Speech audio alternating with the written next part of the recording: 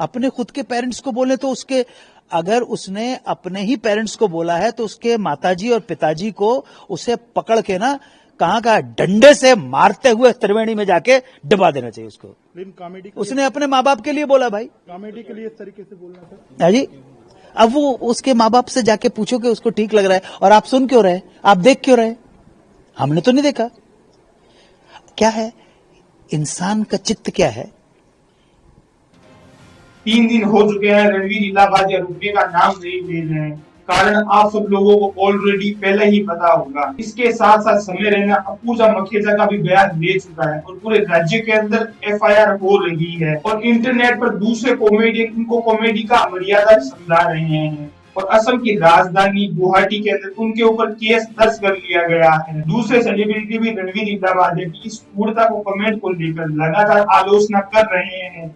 लोगों को गाली देना, लोगों को गाली सिखाना, ये कहाँ की मर्यादा है। रणवीर इलाहाबादी वह पहले से ही ज्यादा मशहूर थे और अपनी हरकतों की वजह से और ज्यादा बदनाम हो चुके हैं। क्या रणवीर इलाहाबादी गिरफ्तार हो पाएंगे, क्योंकि यह चर्चा आम हो चुकी है। रणवीर इलाहाबादी लगातार फंसते ही चले जा रहे हैं। उनकी तमाम कोशिशों के बावजूद वे इस मुसीबत से बाहर निकलने का नाम तक नहीं ले रहे हैं। जी, माफी इससे पहले भी टुच्चे 2 4 5 हुए हैं जिनको जनता ने जूते जब मारे तो माफी मांग ली। अरे यार फायदा क्या यार, बार बार माफी मांगोगे, मैं आपको गाली दे रहा हूँ, फिर मैं सॉरी सॉरी सॉरी, अरे मिस कोट हो गया था, काहे का मिस कोट हो गया था, तो भाषा नहीं आती क्या।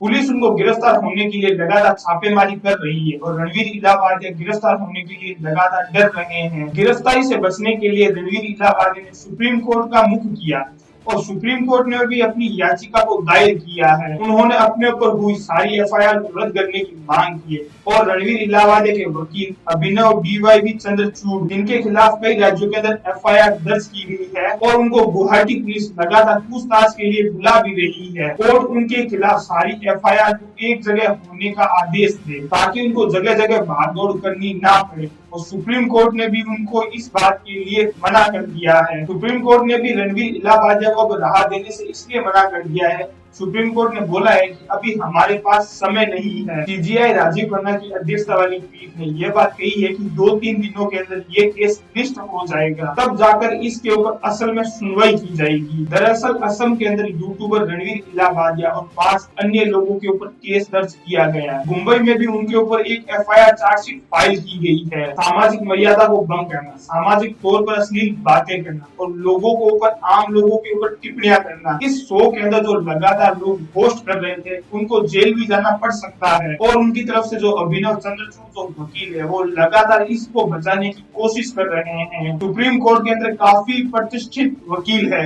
जो कि डीवाई चंद्रचूड़ के बेटे हैं। ये आगे बॉम्बे हाई कोर्ट के अंदर प्रैक्टिस करते थे। उन्होंने अपने पापा का काम ही आगे संभाला था। आगे क्या होगा रणवीर इलाहाबादी ये तो भगवान ही जाने। लेकिन इसके साथ साथ दिल्ली के अंदर सीएम की बातें भी लगातार तेज हो रही है। दिल्ली की जनता ने डबल इंजन की सरकार के ऊपर मोहर लगा दी गई। अब केंद्र के साथ साथ दिल्ली के अंदर भी बीजेपी की सरकार बनने जा रही है। बीजेपी सरकार का 27 सालों का वनवास दिल्ली के अंदर पूरी तरीके से खत्म हो चुका है। दिल्ली की विधानसभा 70 सीटों में से बीजेपी ने 48 सीटों पर जीत दाखिल की, जिसमें आम जनता पार्टी को बेदखल कर दिया गया। यहाँ तक कि केजरीवाल खुद चुनाव हार चुके हैं, परंतु एक सवाल मन में अभी भी हो रहा है कि आखिर दिल्ली का मुख्यमंत्री कौन बनेगा। और वही सवाल एक और मन में यह भी है कि दिल्ली का शपथ समारोह आखिर कहाँ किया जाएगा। दिल्ली की सरकार का शपथ ग्रहण समारोह 18 से 19 फरवरी को होने वाला है और जबकि 16 फरवरी को विधायक दलों की बैठक हो सकती है। नई दिल्ली की रूपरेखा तैयार करके पीएम मोदी फाइनली रूप से उस पर मोहर भी लगाने वाले हैं। रामलीला मैदान के ऊपर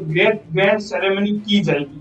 और अभी हाल ही के अंदर नरेंद्र मोदी अमेरिका के दौरे पर गए थे, तब ट्रंप ने मोदी जी को गले लगाकर यह बात बोला कि हमें आपकी बहुत ही ज्यादा याद आ रही थी। और पीएम मोदी ने भी यह बात बोली है कि आप लोगों को दोबारा देखना मेरा एक भाग्यशाली मानता हूँ। प्रधानमंत्री जी ने प्रेस कॉन्फ्रेंस करके 2024 का द्विपक्षीय व्यापार को 500 अरब डॉलर तक पहुंचाने की बात कही है। भारत और अमेरिका लगातार तेल और गैस के व्यापार को मजबूत करेगा ताकि भारत को ऊर्जा व सुरक्षा को सुनिश्चित की जा सके। बाकी आप सब लोगों को ये जानकारी कैसी लगी, आप मुझे कमेंट सेक्शन के अंदर जरूर जवाब दीजिए और इसी तरीके से अपना घर बनाए रखिए। जय हिंद, जय भारत।